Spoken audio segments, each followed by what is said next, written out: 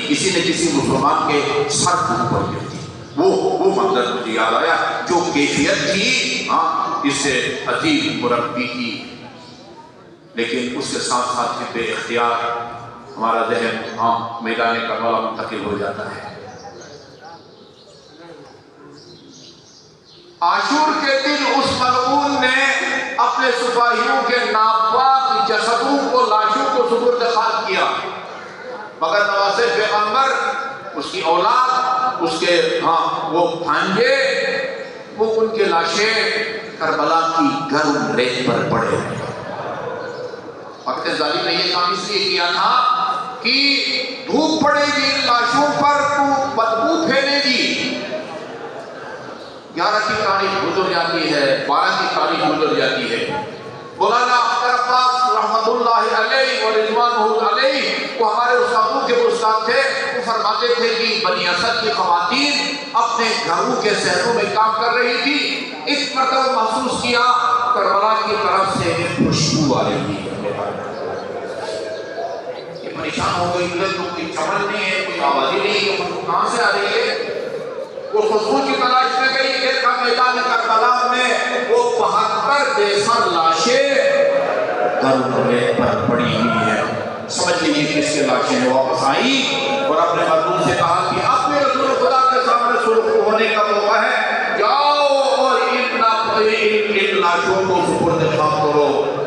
ظاہراً کہا کہ نہیں، ابن جات ہمیں مروا دے گا، گھر گرا دے گا. یہ غیرت مند مومن خواتین کہتی ہے تم نہیں جاتے نا تو ہمیں اوزار دو. اب ان لاشوں کو سپرد خاک کرے گی.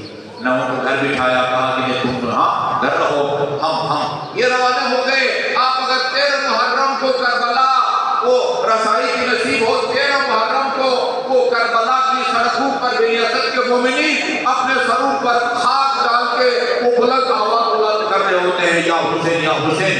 وہ اس دن کو یاد کر رہے ہوتے ہیں کہ جا رہے ہیں میدان کربلا کی طرف. بنی اسد کے مومن کی ایک نظر پڑی، دیکھا یہ خواتین بھی پیچھے پیچھے آ رہی ہے. کہا کہ ہمیں آپ کو یقین دلایا تھا، اب آپ کے آنے کی کیا ضرورت ہے؟ یہ خواتین کہتی ہے ہم نے سنا ہے حسین کے ساتھ حسین کی بہنیں بھی تھی. ظالموں نے جی بھر کے بھائی کی لاش پر رونے نہیں دیا. ہماری کی بیٹی کو غصہ دے گی.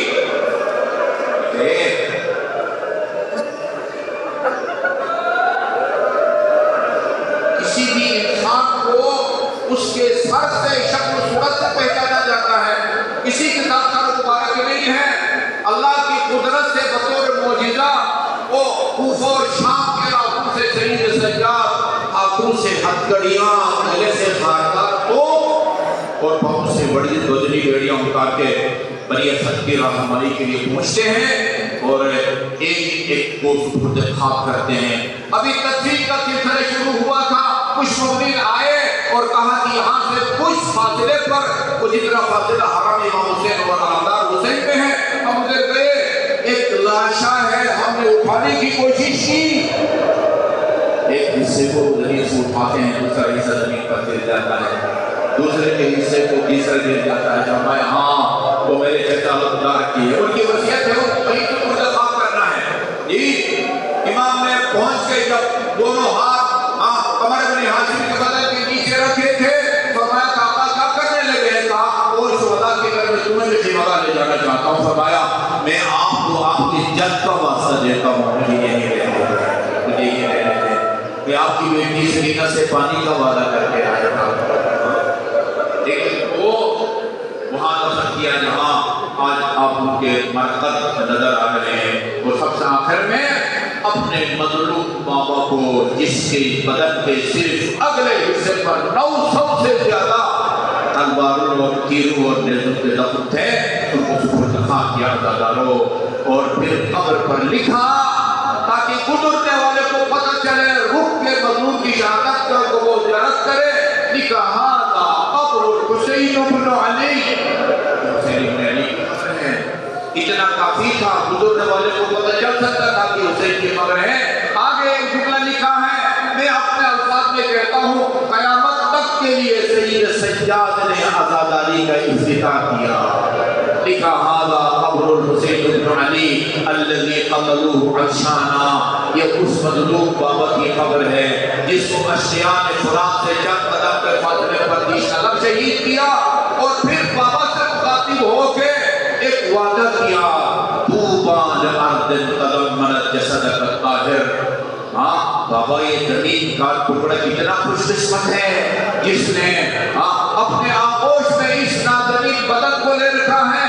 اما اللیلی اما الآخرت فبنور وجہک مشرقہ، آج کے بعد عالم آخرت آپ کے نور سے منور ہو گیا۔